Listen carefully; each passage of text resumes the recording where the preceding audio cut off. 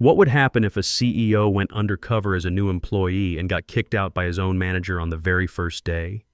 Early morning in Chicago was cloaked in a cold, gray hue. The first rays of sunlight weren't strong enough to chase away the moisture still clinging to the windows of silent storefronts. A middle-aged man stepped out of an old sedan, shirt slightly wrinkled, jacket loose over his shoulders, baseball cap pulled low to shade a face once familiar with the spotlight of the media and shareholder meetings. No one recognized him, and that was exactly what he wanted. Leonard Hayes, founder and CEO of the Hayes Hearth restaurant chain, had once been a symbol of sustainable growth and a culture of heartfelt service. But today he wasn't bringing a name tag or authority, just a lingering suspicion. Internal data from the Northside branch, once the pride of the brand, had raised red flags: revenue down by 37%, employee turnover twice the average, while the district manager's report stated, operations normal, just seasonal fluctuations. Leonard didn't buy it. He once said in a meeting, reports can be rewritten, but the truth cannot. And to find the truth, he returned to where it all started, but this time at the very bottom. The days of suits and air-conditioned offices never gave him the answers, only polished numbers with no soul. Today, he would work like a new hire, scrubbing tables, carrying plates, mopping floors, and listening closely to every customer complaint. He quietly pulled open the back door reserved for staff at 7:42 a.m., 18 minutes early for the first shift. The kitchen lights were on, but no one noticed him. He approached a young man slicing vegetables with such speed the blade seemed to vanish into thin air. "I'm Leonard, the new guy. Someone named Elise told me to meet her." And the young man paused briefly and snorted without looking up. Good luck with that. Before Leonard could say anything else, the kitchen door swung open. A woman entered, hair tied back tightly, holding a stack of printed schedules. Her voice was sharp as a blade. "Calvin messed with the weekend roster again without telling anyone. 3 people called out because they didn't know they were scheduled. I've fixed it, but someone needs to remind him that the schedule isn't a suggestion." Leonard knew immediately this was Elise, the woman every branch report mentioned with the same 3 words. Longtime server. But he saw more than that.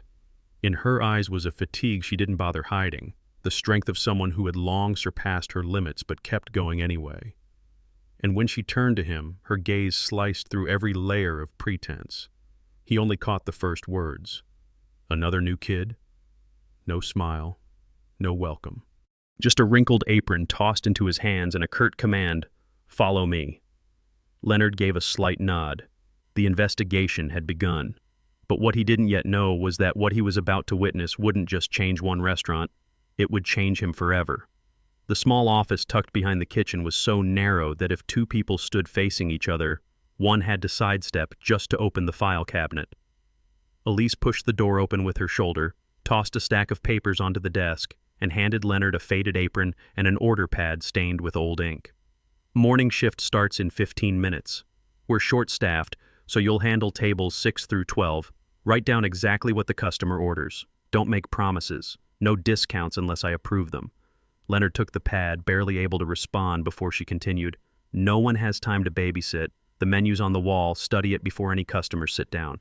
And don't count on Calvin for training. That manager never shows up before noon." Her final words were both sarcasm and warning. Elise didn't wait for questions, didn't offer options, and certainly didn't care who he was. To her, he was just another new guy.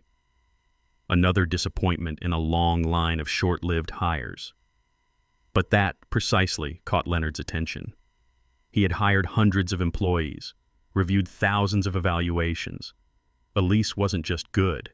She was running the entire operation in place of the people who held the titles.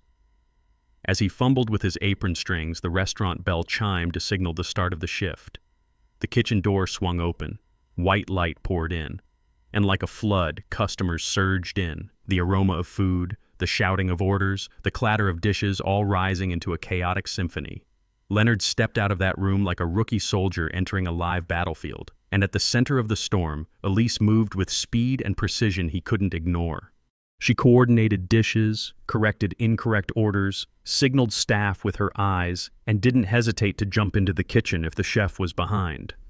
Leonard clumsily carried trays to tables, bumped into chairs, apologized repeatedly to customers. Elise didn't scold him, but every time he made a mistake, she was there at the exact moment, never shouting, just cold enough for anyone to know they had to do better. And Leonard, despite being the CEO, was no exception. But when he accidentally spilled water onto a customer's table, soaking their newspaper, Elise appeared like a gust of wind. "Table 14 still hasn't paid," she said while passing by, her voice not loud but sharp enough to cut into pride. "Table 17's been waiting 5 minutes for napkins." Leonard stammered. I'm trying." She stopped, turned, eyes unblinking. "We're all trying. The difference is, some get it done." Then she walked off, leaving behind an air colder than the restaurant's AC. And in that moment, Leonard understood that if this was a battle to save the restaurant, then Elise, no one else, had been fighting it alone all this time. And he, the man who once led an empire, was only now beginning to grasp what a real battlefield looked like. By 1 p.m., Leonard's legs felt like they were lined with lead. Every step made his sweat-soaked shirt cling tighter to his back, and each tray lift came with a tremble in his exhausted arms. He had made over a dozen small mistakes since the start of the shift. Delivering to the wrong table, forgetting sauces, not asking how the eggs should be cooked. Each one earned him a look from Elise like he was a scratch on a freshly polished wooden door. When he finally dropped an entire tray of water, sending ice and glass scattering across the path to the kitchen, Elise appeared like a storm. "Trying to kill someone?" Her voice wasn't loud, but it cut straight through to the center of his mind. Without waiting for an explanation, she shoved a rag into his hand. "Save the apologies. Here, you either get it right or get out." He dropped to his knees to clean the mess, feeling his joints creak, the cold scent of soap, water, and shame rushing into his nose.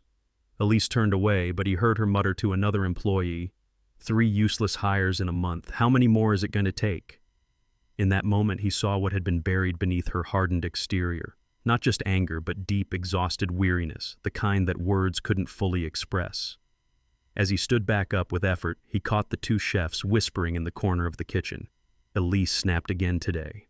The other one sighed. "She does that every day." Leonard backed away from the service counter, temporarily retreating to catch his breath. But from his hidden corner, he began to see the answer to what had been puzzling him from the start. This restaurant, despite its chaos and tension, operated with an oddly precise rhythm. Even while understaffed, food went out on time. Tables were cleared promptly after customers left. No one slacked off, no one yelled. Everyone moved in sync with Elise as if following a conductor's cues, not out of fear, but out of quiet trust. Then, at 2 p.m., the office door swung open. A man in a pale blue dress shirt with perfectly slicked back hair stepped out, looking more like he had just left a spa than like someone managing a pressure-cooked restaurant. Calvin Doyle, the official manager, had finally arrived. But unlike Elise, he didn't say a word to the staff.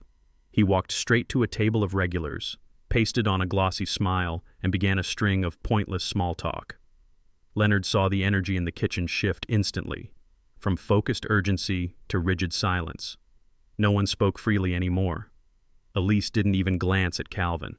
She walked past him with her spine straight as if he didn't exist. And that's when Leonard understood. Elise wasn't just running the restaurant. She was holding the entire place together. Calvin, the one with the managerial title, was merely a polished mask covering up a system that was fracturing from the inside.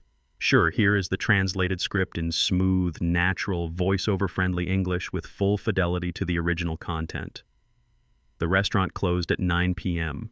The last guests had left, leaving behind a quiet space steeped in the smell of frying oil and stale coffee.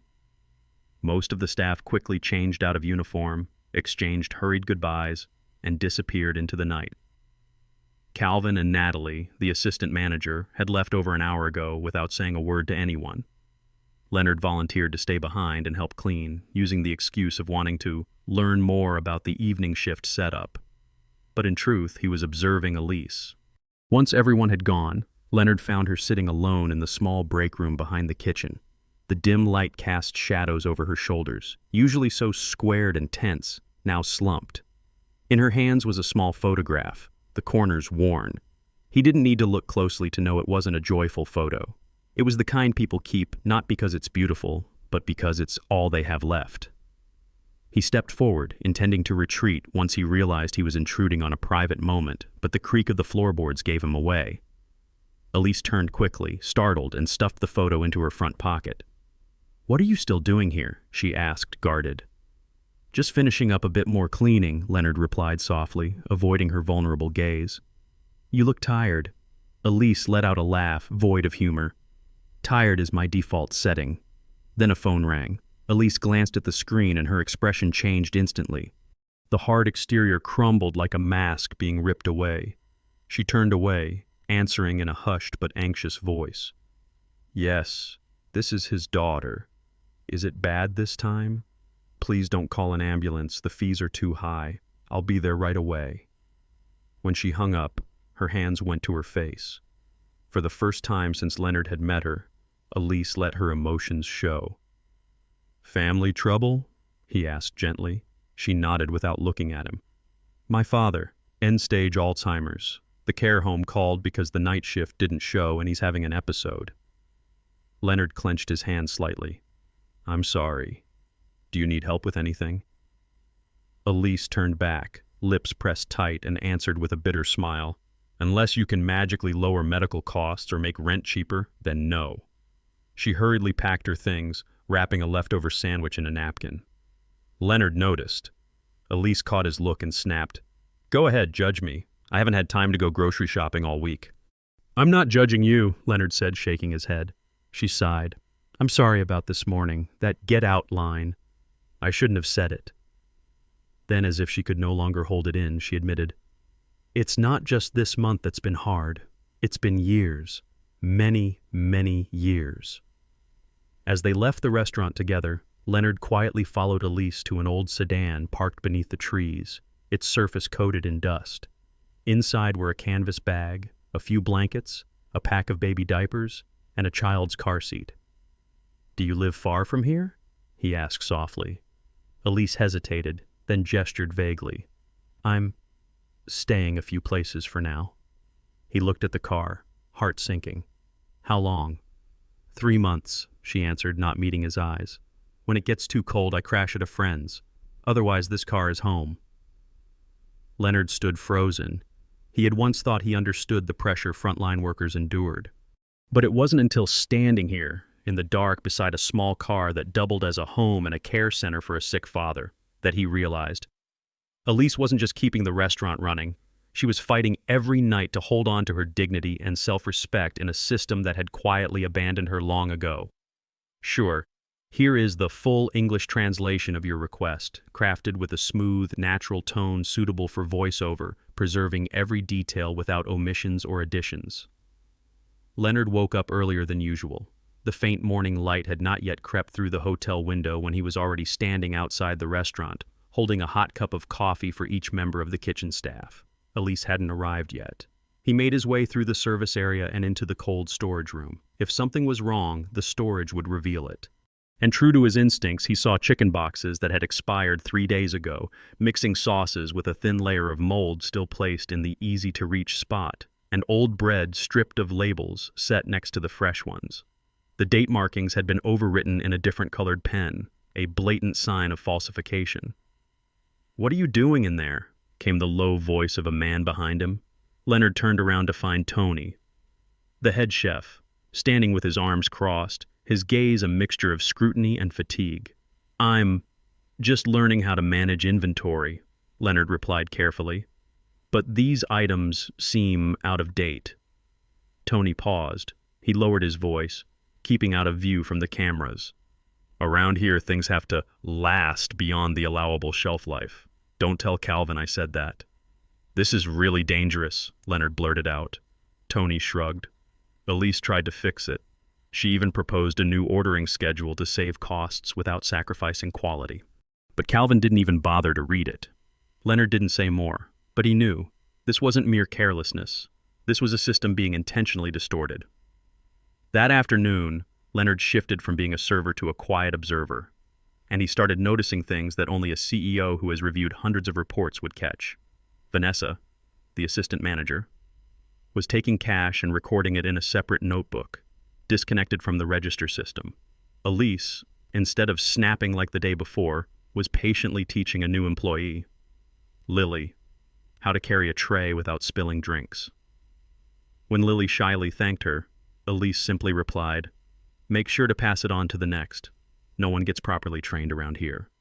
Leonard seized the opportunity when Lily went on her break. "When you first joined, who trained you?" Lily glanced around, then whispered, "Elise.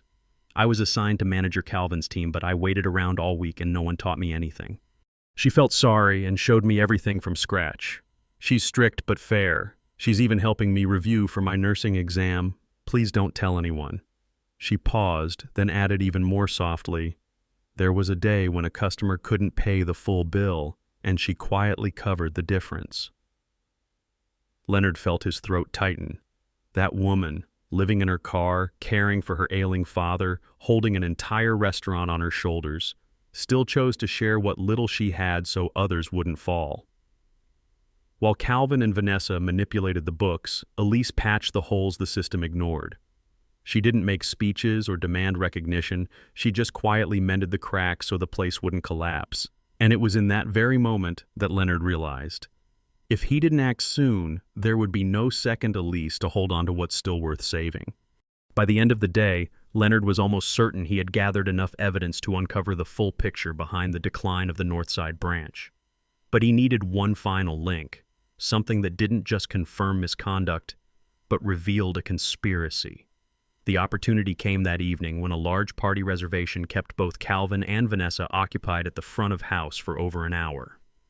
Leonard took the chance to slip into the manager's office, a room usually kept tightly locked. Inside, he quickly found accounting records that didn't match the company's POS system. There were handwritten inventory logs showing incoming stock quantities nearly double those reported to headquarters. Another folder revealed Calvin had repeatedly reported losses to justify rising costs, while cash was being withdrawn off the books. A separate spreadsheet, hidden deep within a USB drive, listed internal bonus payouts, all funneled to two names, Calvin Doyle and Vanessa Tran. Suddenly the door opened. Leonard looked up to see Calvin standing there, eyes narrowed and mouth curled in a humorless smirk. "Looking for something, Jonathan?" Leonard managed to hide the file behind his back. Lily said there was a shift swap procedure written in the employee handbook. I couldn't find it in the break room." Calvin stepped inside, blocking the doorway. "That info's on the notice board. No need to be in here." He moved closer, his voice dropping lower. "You're asking a lot of questions for a new guy. Elise tells me you were poking around in the cold storage yesterday, asking about books today. Who exactly do you think you are?" Leonard kept calm. "I just want to understand how things work, so I can do the job well." Calvin leaned in, his breath a mix of mint and tobacco. "This place is a machine. It's got rusty gears and dirty grease, but it runs. Those who don't adjust get chewed up. Final advice, don't be curious. Around here, people who ask too many questions don't stick around." Leonard walked out of the office, heart pounding. From across the dining area, he caught Elise's gaze.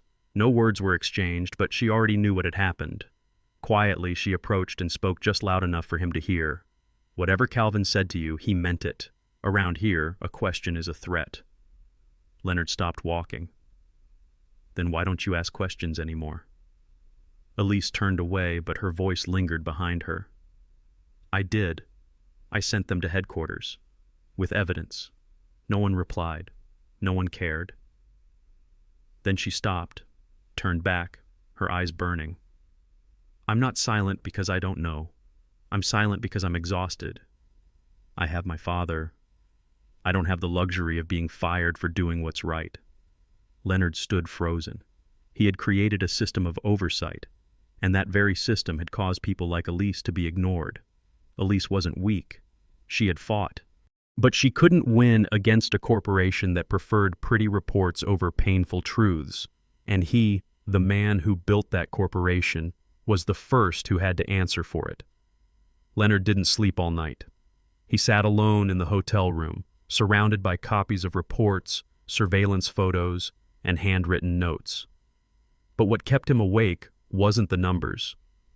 It was the image of Elise curled up in her car, wrapping up leftover bread while answering a call from the nursing home. The contrast between her and Calvin, a man who benefited from the system while being lazy and indifferent, made his throat tighten.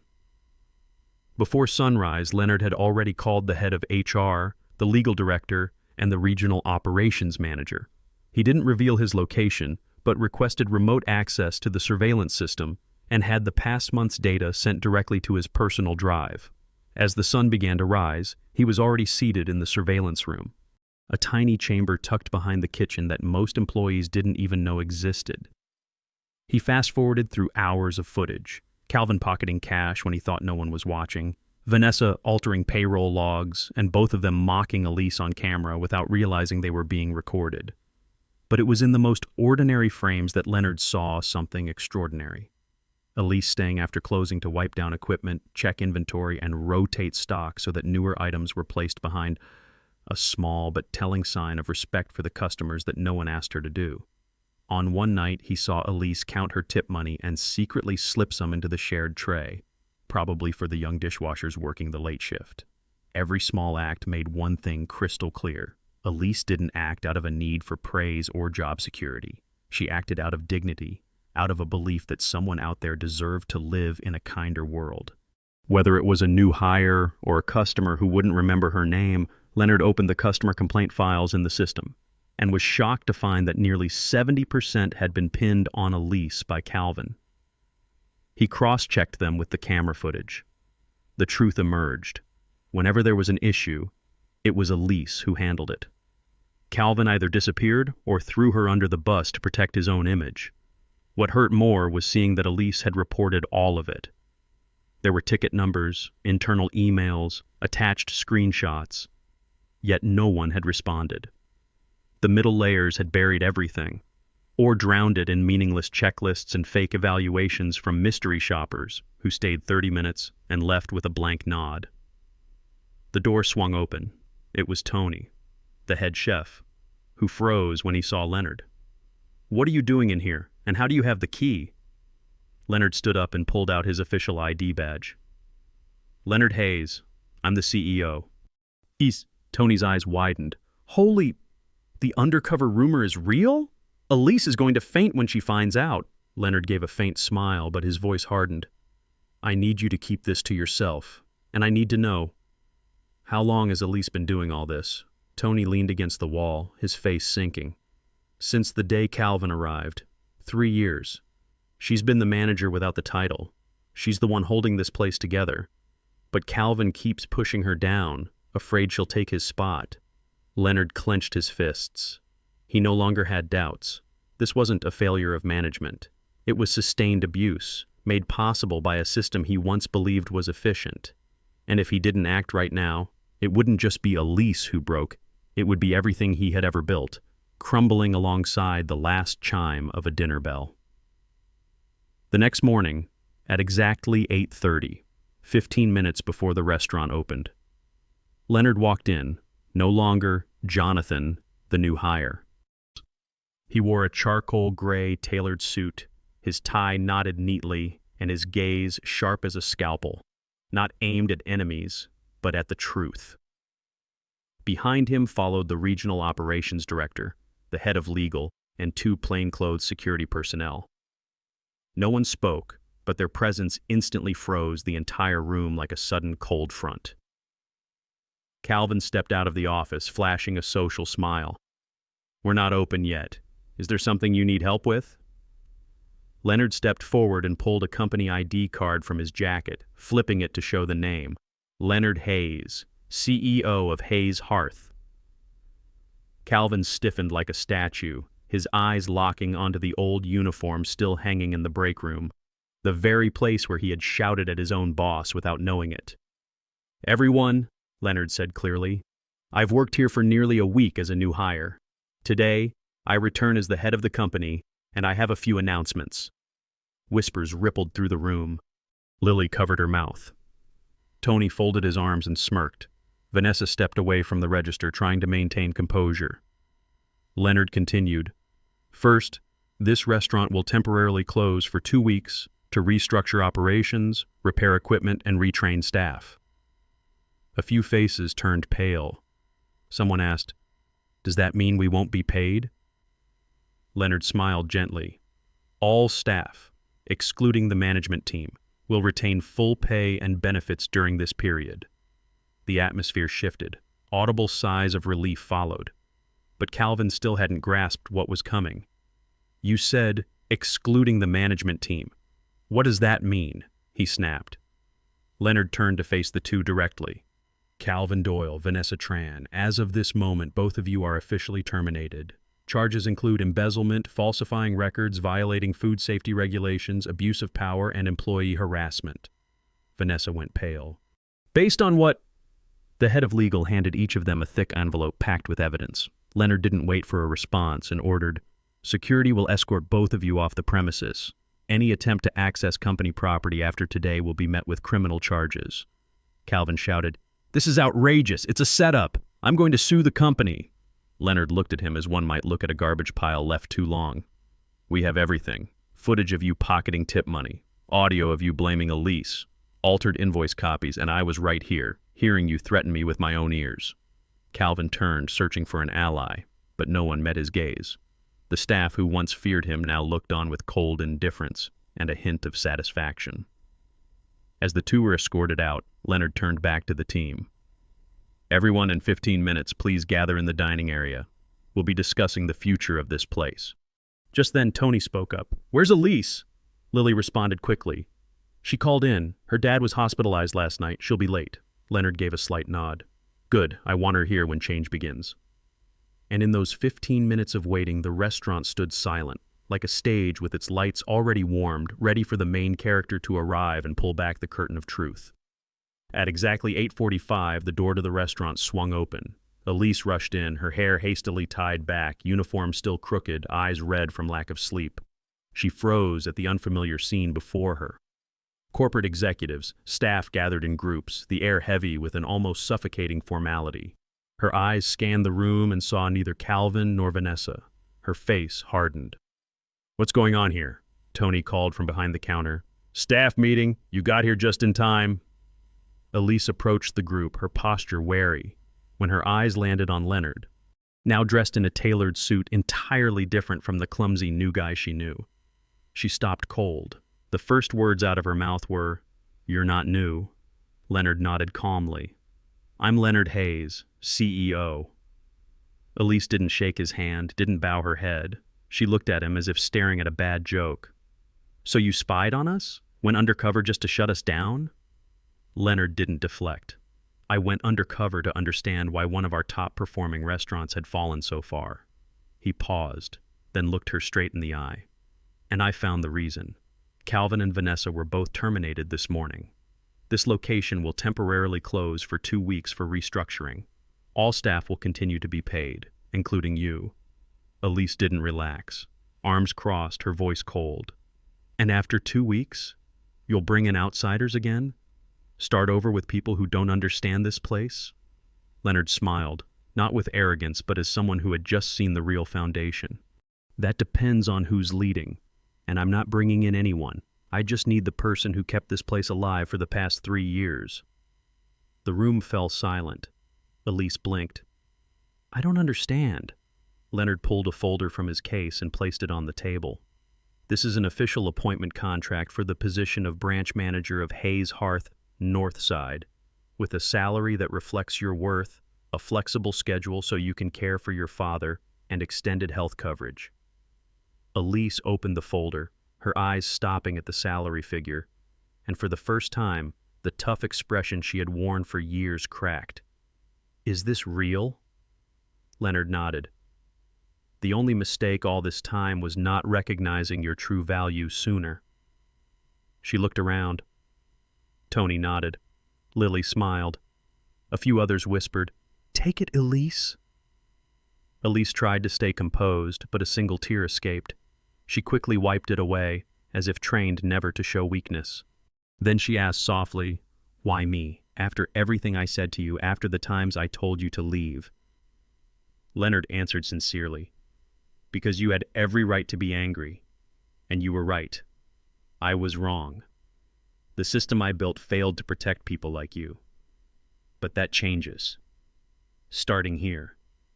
Elise took a deep breath. She looked at him for the first time.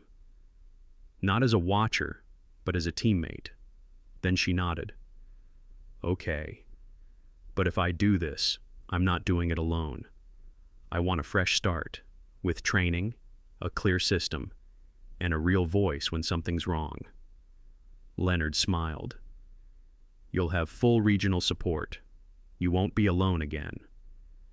And that morning, in the very restaurant that had once been the weakest link in the chain, something new began to take root. Not through reform, but through the recognition of the right person. Elise was no longer the name blamed in silence. She was the one leading the way. 3 months later, Leonard Hayes returned to the Northside branch, not as a supervisor this time, but as a customer dropping by. The familiar glass door opened to the gentle aroma of toasted bread and soft background jazz blending together, creating a kind of atmosphere he thought only existed in the memories of the restaurant's early days. There was no tension, no heavy footsteps or wary glances. Instead, there was the sound of laughter, the cheerful sizzle from the kitchen, and a rhythm so smooth it felt choreographed, in the way staff moved, served, and supported one another.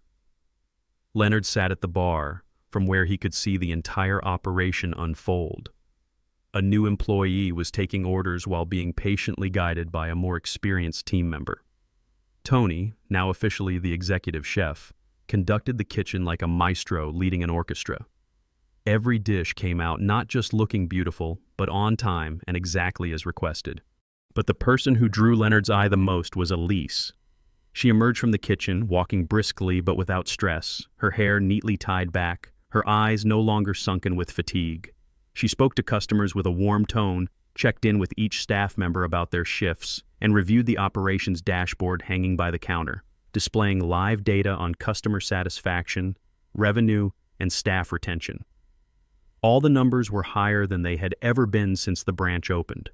But what warmed Leonard the most was a small wooden-framed board by the office entrance, handwritten with a quote. "It's not performance that makes a company great. It's people who lift each other up."